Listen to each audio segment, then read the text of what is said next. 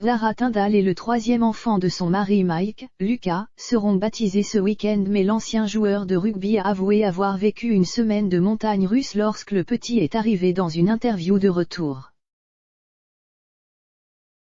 La princesse Eugénie et Zara Tindall feront baptiser leurs enfants ce week-end lors d'une cérémonie commune. Les cousins Germain Auguste Philippe Brooksbank et Lucas Philippe Tindall, tous deux nés plus tôt cette année, devraient être baptisés à la chapelle royale de la Toussaint à Windsor Great Park. Les membres de la famille royale attendue incluent le duc et la duchesse de Cambridge. La reine, 95 ans, serait déterminée à y assister et prendra une décision de dernière minute après avoir consulté son médecin. Des sources royales ont déclaré au Sun que la reine était très désireuse d'y assister après la grande déception personnelle d'avoir manqué les événements du souvenir de dimanche dernier. La cérémonie conjointe de ce week-end est une affaire royale sans précédent, considérée comme la première fois que deux membres de la famille royale sont baptisés ensemble. La fille de la princesse Anne, Lara, et l'ancien héros du rugby anglais Mike Tindall ont accueilli leur troisième enfant et leur premier fils en mars. S'exprimant sur Good Morning Britain, peu de temps après la naissance de Lucas le 21 mars, Mike a déclaré que cela avait été une montagne russe d'émotions. Il avait déjà dit qu'il voulait un fils car il avait déjà deux filles avec Zara Mia Grace, 6 ans, et Lena Elizabeth, 2. Ils avaient décidé de garder le sexe du bébé une surprise. Mike a déclaré dans son podcast The Good, The Bad and The Rugby quelques jours après la naissance de Lucas, « Dimanche s'est encore amélioré parce qu'un petit garçon est arrivé chez moi. »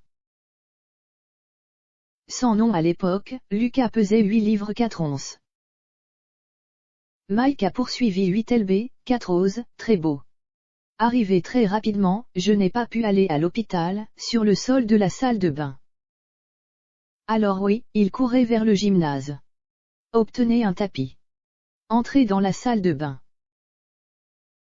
Mettez le tapis sur le sol. Serviette baissée. Accolade, accolade, accolade.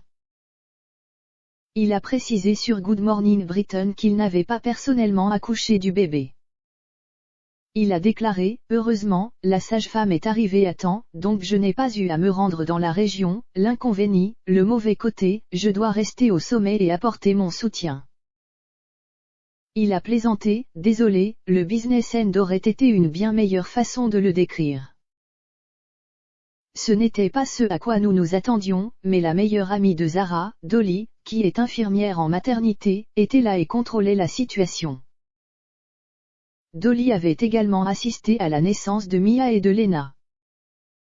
Mike a dit que Dolly avait reconnu que lui et Zara ne seraient pas arrivés à l'hôpital à temps pour l'accouchement.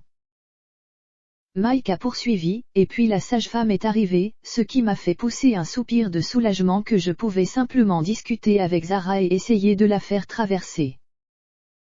Il a dit que cela avait été une montagne russe d'émotions, mais a admis, c'est agréable d'avoir un garçon autour de moi pour me tenir compagnie.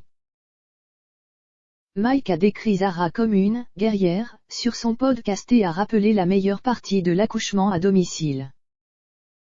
Il a déclaré, « La meilleure chose à propos d'être à la maison, la meilleure chose était, dès qu'il est enveloppé, il est peau contre peau, directement en bas. » Salle de télévision.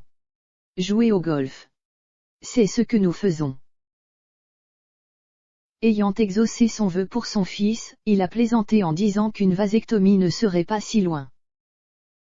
Il a déclaré, « J'étais littéralement comme oui, coupé, coupé, coupé. J'ai un garçon. Je suis dehors. Je sors d'ici. » Lucas, Eugénie et Auguste, le fils de Jack Brooksbank, porte le deuxième prénom de Philippe, un clin d'œil émouvant au regretté duc d'Édimbourg, décédé peu de temps après leur naissance.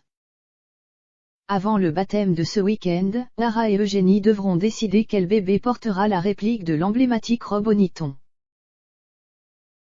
Les baptêmes royaux sont ancrés dans la tradition, cependant, ils peuvent choisir de ne pas utiliser la robe du tout ou d'échanger entre les baptêmes si l'ordre de service le permet. Quelques 62 bébés royaux avaient porté la robe d'origine pendant 163 ans avant qu'elle ne soit retirée après le baptême de Lady Louise Windsor en 2004. Une réplique, réalisée par Angela Kelly, conseillère en garde-robe personnelle de la reine, a depuis été portée par la dernière génération de bébés royaux.